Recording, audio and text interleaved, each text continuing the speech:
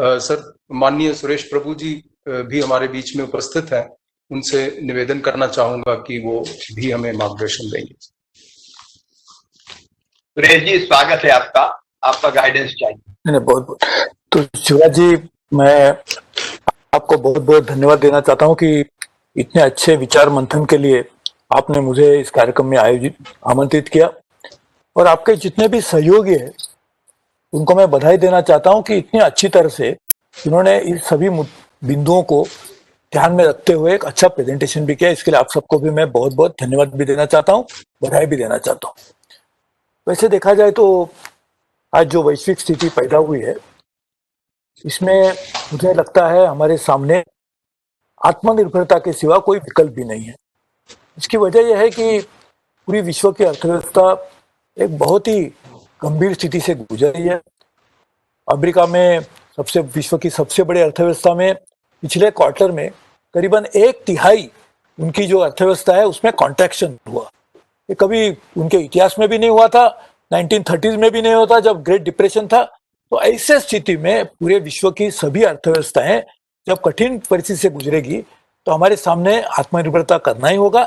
इसलिए प्रधानमंत्री जी ने हमारे सामने जो एक लक्ष्य रखा है वो बहुत ही आवश्यक है, और उसको अमल में लाने के लिए यदि देश को आत्मनिर्भर बनना है तो राज्य को आत्मनिर्भर बनना होगा, और राज्य को आत्मनिर्भर बनने के लिए मुझे लगता है उसकी शुरुआत यदि मध्य प्रदेश की जा रही है वो बिल्कुल सही है, क्योंकि शरीर को ठीक करना है तो पहले हार्ट को ठीक करना होगा, और मध्य प्रदेश हमारे देश का हृदय के स्थान पर है। इसके लिए मध्य प्रदेश को ठीक करेंगे, हृदय ठीक चलेगा तो स्वाभाविक है देश भी ठीक चलेगा ही चलेगा। इसलिए आप सबको मैं बहुत बहुत धन्यवाद भी देना चाहता हूँ, और इसलिए आपके सामने मैं कुछ अभी जो आपने बिंदु छेड़े बहुत ही अच्छा आपने प्रेजेंटेशन किया है, मैं कुछ जोड़ना नहीं चाहता हूँ, लेकिन कुछ मेरे विचार आपके सामने रखने का जो मौका मिला इसके लिए मैं आपके सामने कुछ रखना चाहता हूँ। एक तो पहली बात यह है कि पूरी विश्व की जो अर्थव्यवस्था बनी पिछले 30-40 साल में खास करके, उसमें ग्लोबल वैल्यू चेन और ग्लोबल सप्लाई चेन ये उसकी हृदय के वेन्स के तरह से काम करती है। तो मुझे लगता है इसलिए आज पहली बार चीन के बारे में पूरे विश्व में चिंता का विषय खड़ा हुआ है। इसके लिए चीन जो एक ग्लोबल हब फॉर मैन्युफैक्चरिंग बना था, वर्कशॉप ऑफ द वर्ल्ड के नाम में जाना जाता था, उसमें से वैल्यू चेन अभी बदलेंगे, और जो बदलेंगे उसमें हम कैसे उसका लाभ ले सकते हैं उसको सोचते हुए मैंने 3 साल पहले जब मैं कॉम्प्यूटर मिनिस्टर था, जब ये पैंडेमिक की स्थिति नहीं थी, उस समय ये सोचते हुए कि हम इसका लाभ कैसे ले सकते हैं, क्योंकि 2 कारण चीन से वैल्यू एडिशन बढ़ जाएगा। एक तो चीन के खुद की कॉस्ट बढ़ रही है, इसके लिए चीन की कंपनी बाहर जाएगी, और जो ट्रेड वार उस समय चल रहा था चीन और अमेरिका के बीच में, उसकी वजह से भी कंपनियां बाहर जाएगी, तो हमारे देश में कैसे आएगी। इसलिए उस समय एक हाई लेवल टास्क फोर्स बनाया गया था जिसको मैंने उसका संगठन किया था। उसमें आज जो हमारे इंटरनेशनल मॉनिटरी फंड में जिसको प्रधानमंत्री जी अभी नियुक्त किया है, सुरजीत भल्ला जी, उनको मैंने उस समय अध्यक्ष बनाया था, और आज के जो हमारे विदेश मंत्री है जयशंकर, वो भी उसके सदस्य थे, और ऐसे अच्छे बहुत सारे सदस्य थे। उसका रिपोर्ट मैं आपको मुख्यमंत्री जी आपके सामने भेजूंगा, क्योंकि वो यदि देश के लिए है लेकिन उससे जो कुछ बिंदु है, कुछ विषय है, उसका लाभ मध्य प्रदेश को भी हो सकता है। रिपोर्ट काफी बनी हुई है, ताकि इस तरह से हम ग्लोबल वैल्यू चेन में हमारे राज्य को, मध्य प्रदेश को किस तरह से जोड़ सकते हैं, इसके बारे में मैं आपको कहना चाहूंगा। आज एक दूसरी बात, आज जो रिपोर्ट आया उसमें 5-6 जो अलग अलग इंफ्रास्ट्रक्चर के सेक्टर्स है, उसमें एक चीज हमें ध्यान में रखनी होगी कि आने वाले दिनों में हमारी पब्लिक फाइनेंस की स्थिति काफी चिंताजनक रहेगी, क्योंकि सोर्स ऑफ रेवेन्यू आज तो एक कॉमन पूल ही बन गया। इनडायरेक्ट टैक्स के लिए जीएसटी, और डायरेक्ट टैक्स के लिए तो पहले ही कॉमन पूल था हमारे जो इनकम टैक्स जैसे डायरेक्ट टैक्स के लिए। आज दोनों में आने वाले दिनों में कुछ गिरावट कुछ समय के लिए तो जरूर आएगी, और इसलिए राज्य यदि सिर्फ वहीं से पैसा लेना चाहता है, राज्य को भी उसका एक विपरीत परिणाम कुछ समय के लिए तो जरूर भुगतना ही पड़ेगा। इसलिए हमारे सामने ये आवश्यक है कि हम किस तरह से पब्लिक फाइनेंस को ठीक करें। इसके लिए उसके बारे में आगे आने वाले आप सब चिंता करेंगे, लेकिन उसका इंफ्रास्ट्रक्चर के ऊपर भी कुछ जल पड़ेगा, क्योंकि इंफ्रास्ट्रक्चर अभी इनएविटेबली अपरिहार्य तरीके से हमें निजी क्षेत्र से करना पड़ेगा, क्योंकि पब्लिक फाइनेंस हमारे पास जितना चाहिए उतना नहीं रहेगा। इसीलिए प्राइवेट सेक्टर को यदि उसमें लाना है तो मुझे लगता है उसके लिए आपने जो बात कही, एक हाई लेवल कमेटी की जो डिस्प्यूट्स आएंगे उसको टैकल करने के लिए एक ऑम्बड्समैन हमको प्राइवेट सेक्टर इन्वेस्टमेंट राज्य में लाने के लिए बनाना पड़ेगा। और उसके लिए एक जो मॉडल कोरिया में अच्छा मॉडल बना है उसको भी मैं आपको मुख्यमंत्री जी आपको भेज दूंगा। कोरिया में मेरे जो मंत्री मित्र है उसको मैंने अभी व्हाट्सएप पे मैसेज भी भेजा है जब मैं देख रहा था, और मैं उसको आपके पास जरूर भेजूंगा तो कि पारदर्शी तरीके से डिस्प्यूट रिड्रेसल मैकेनिज्म बन जाएगा ताकि निजी क्षेत्र को आने में कोई दिक्कत नहीं रहेगी।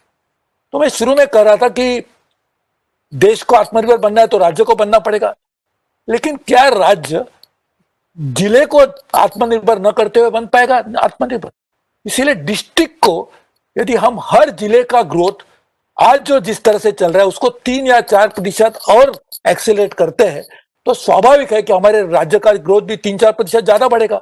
इसीलिए डिस्ट्रिक्ट को ले ग्रोथ करने के लिए वहां की जो भौगोलिक स्थिति है, वहां की जो उपलब्ध साधन सामग्री है, उसको इस्तेमाल करते हुए लिवरेज करते हुए डिस्ट्रिक्ट का ग्रोथ कैसे करेंगे, इसके लिए भी 3 साल पहले मैंने काम शुरू किया था। कॉमर्स इंडस्ट्री मिनिस्टर था उसी लिए, और हमने 6 जिले चुने थे पूरे देश के।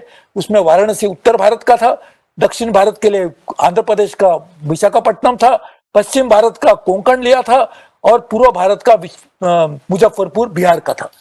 मैं वो मॉडल और करने के लिए बेसलाइन और स्ट्रैटेजी दोनों बनाने के लिए national council for applied economic research और इंडियन इंस्टीट्यूट ऑफ मैनेजमेंट को काम दिया था। वो रिपोर्ट्स भी रेडी है।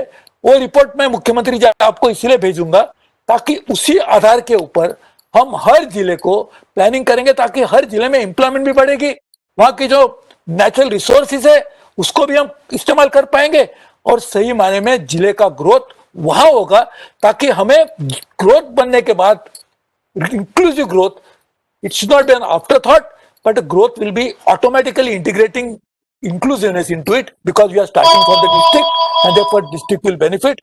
वो रिपोर्ट भी मैं आपको जरूर भेज दूंगा।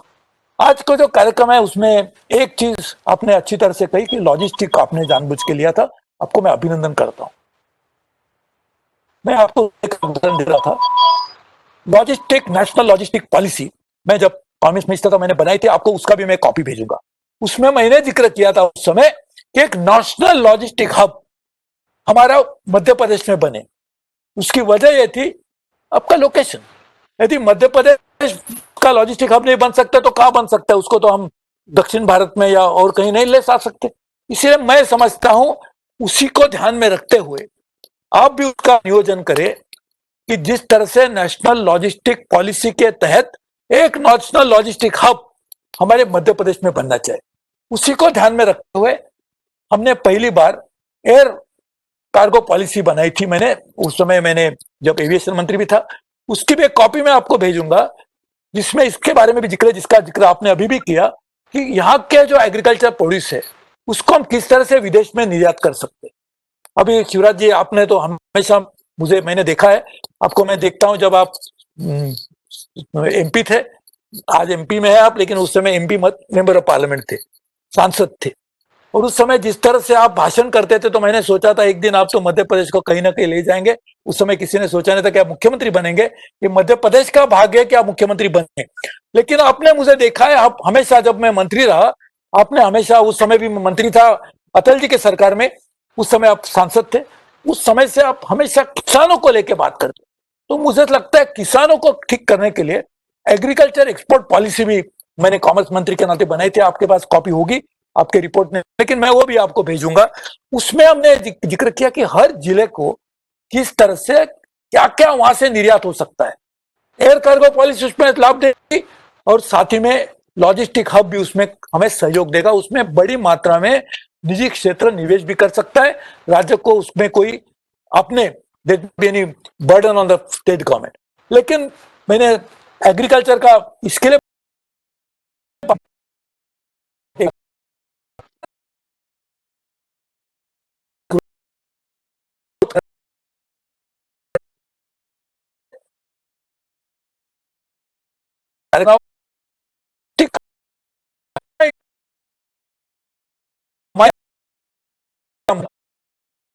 और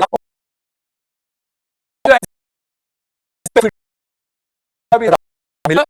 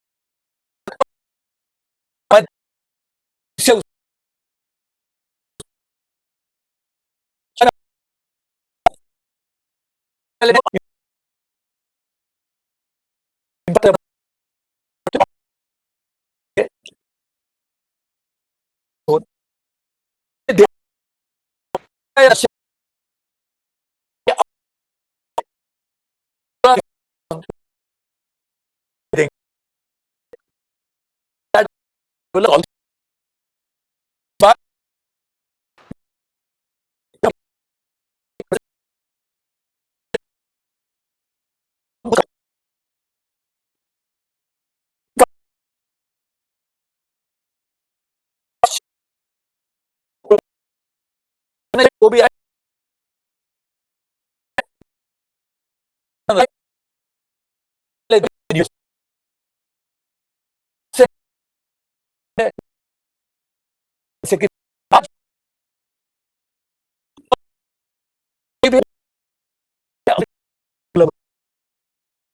में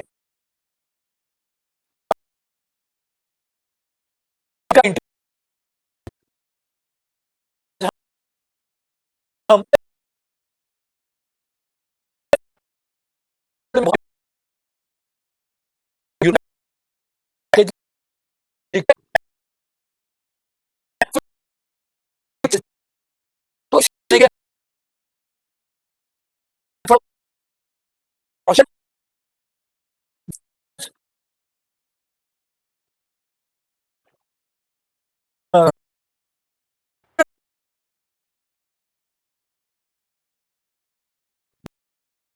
मैं को बुलाने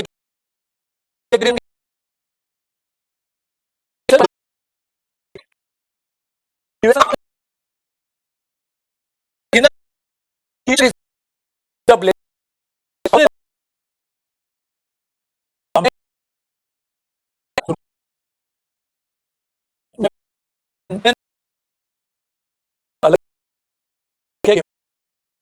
अलग समय में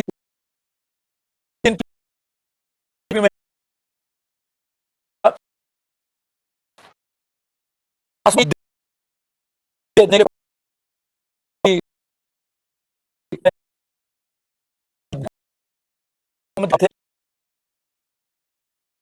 जी को या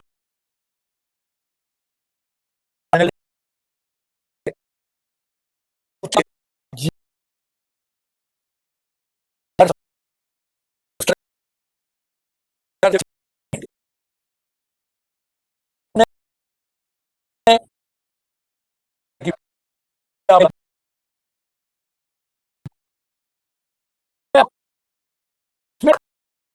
जोड़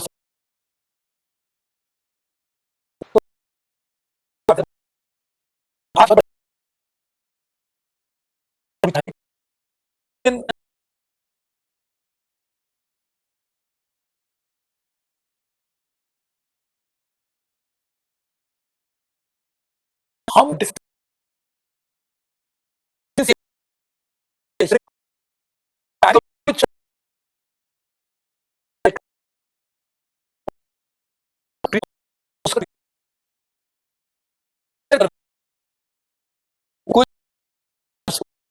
how depicting future, how we present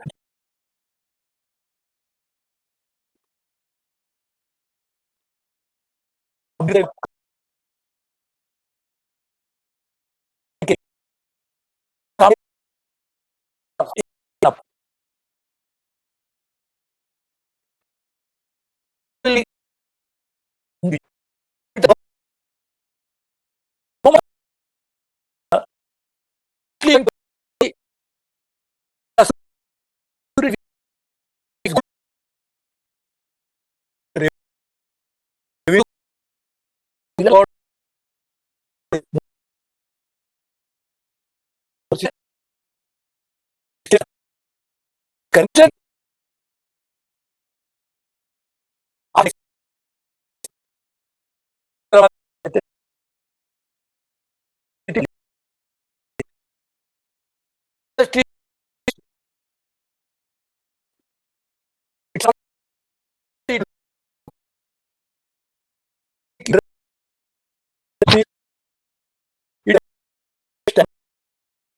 और मैं